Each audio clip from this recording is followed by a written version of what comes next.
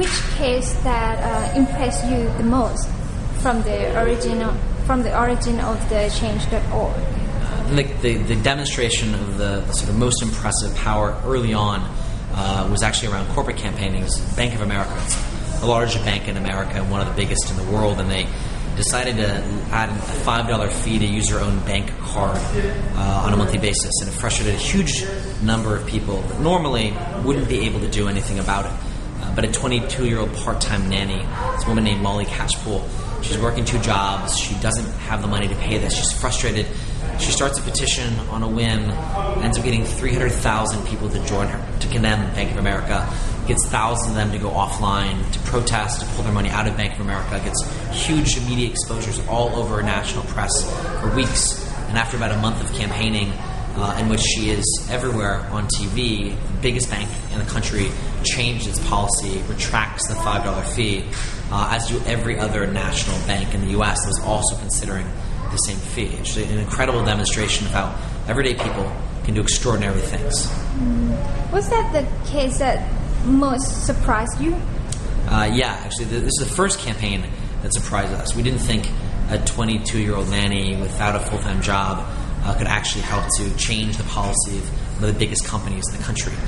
But since then, this happens all the time, where there are campaigns that get started that we think we're skeptical of, we don't think they can actually win, and they'll have this incredible impact in ways that are totally unexpected. There's a campaign actually in Indonesia that happened about a month ago, where KPK, an anti-corruption commission, was being attacked by the police. In fact, one of the commission officers was arrested, was sort of put in a cell to prevent them from actually investigating the police corruption. And then there's a person who's actually a daughter of a president, starts a petition calling on the police to stop, to actually pull back and to respect the commission. And we didn't think it was actually going to win. And then 10,000 people joined right away, 15,000, organizes protests offline, huge, actually human shield when the cops go to try to arrest some of the more the officials in the anti-corruption department, end up getting blocked by a human shield, and the president 2 days afterwards comes out and supports the social media effort in defense of the Anti-Corruption Commission. This is an incredible campaign. And so this happens on a regular basis, where everyday people and sort of people power surprises us. That was the case in Indonesia. Yeah. And also there was a case of India also, the anti-corruption. We've seen this happen a lot in India, not at a national level. There's been protests over the past year, but national legislation. But what's most exciting that we see are local wins, right, from the grassroots, from the ground up. And there's an engineering student earlier this year who in Bihar, India, goes to renew his driver's license, and he gets asked for a bribe, as often happens. He refuses, and then gets beat up by the 2 officials. And normally the story would end there, but he actually records the incident on his mobile phone, and a good friend of his takes it and starts a petition on Change.org asking the district collector, their boss, to step in and to end the corruption.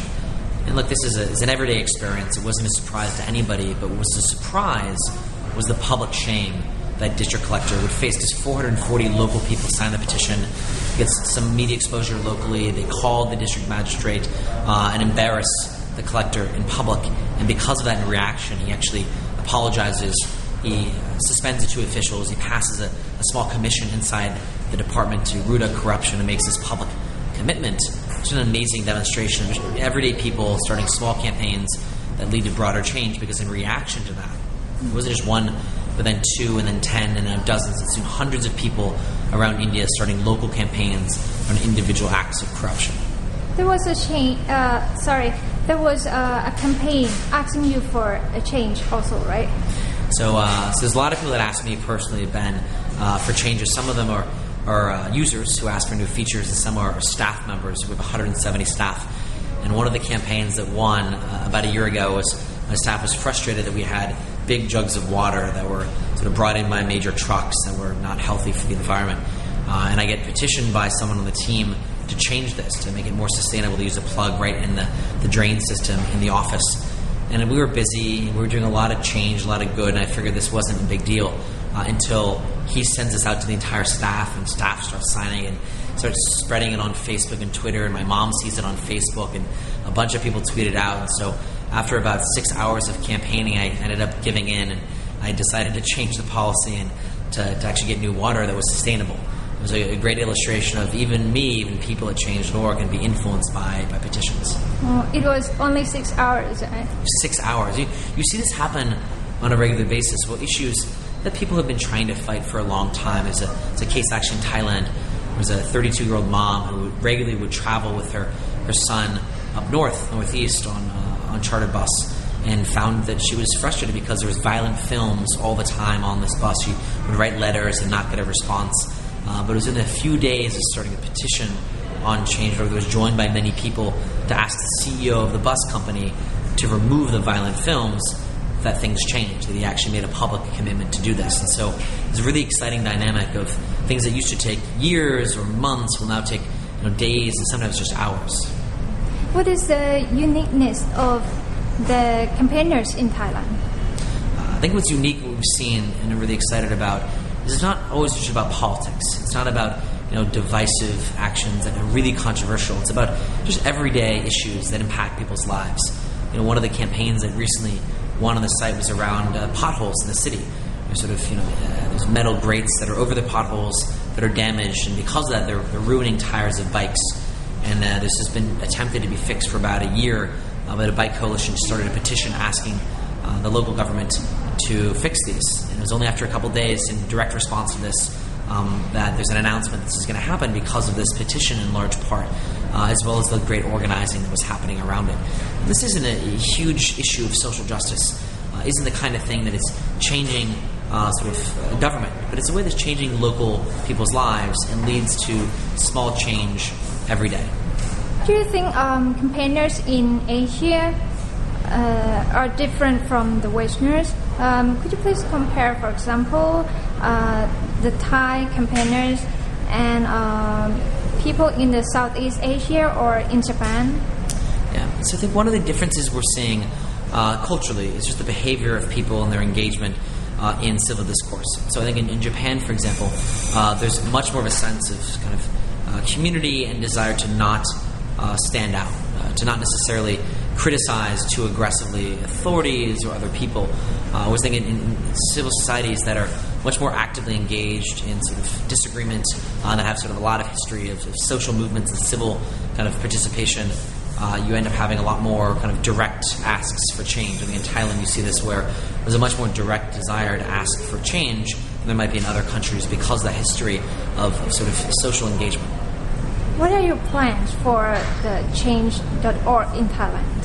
So there's two things we're really focused on. One is we're building out the team. Somebody who joined the team about just 3-4 months ago. We're 4,000 users in Thailand, and it's helped build the operation and spread the word, and more than 150,000 members now on the site. And so building out sort of support structure and actually helping people run campaigns. And the second thing is building better tools and technology.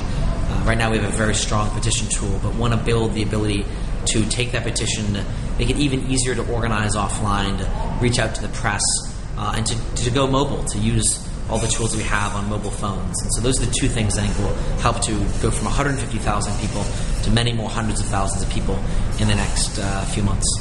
As the world and people's mindset changes a lot, do you think this kind of campaign will die down in like 5 years or something? I think this type of campaigning, this sort of ability for everyday people to come together to advance their common interests is just getting started. It will become a fundamental fabric of civil society, a part of how we expect civil participation to occur. So it's not a fad, it's not temporary, it's not going away. It's actually changing the way people engage in politics, in local environments, in business, and that's, I think, what we're most excited about. It doesn't start in a country and then wither away and decline. It actually starts and expands dramatically and changes the way people see themselves and their own power and ability to make a difference.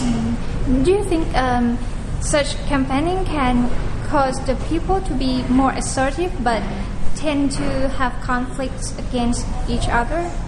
I think what we're seeing that's exciting is we are certainly seeing people become more assertive, feel like they have power in a way they didn't before, and want to stand up for their rights. But what's exciting about it is the kind of campaigns that happen around this, the kind that bring lots of people together. They're on basic issues that seem to be unjust, and the campaigns that we're seeing in India and Indonesia around corruption, they're having people be much more assertive. but it's not against each other. It's actually against a plague that most people agree with. It's just difficult to root out. And that's what's exciting to us, is using petitions and social media to organize people and make them feel more connected and powerful together.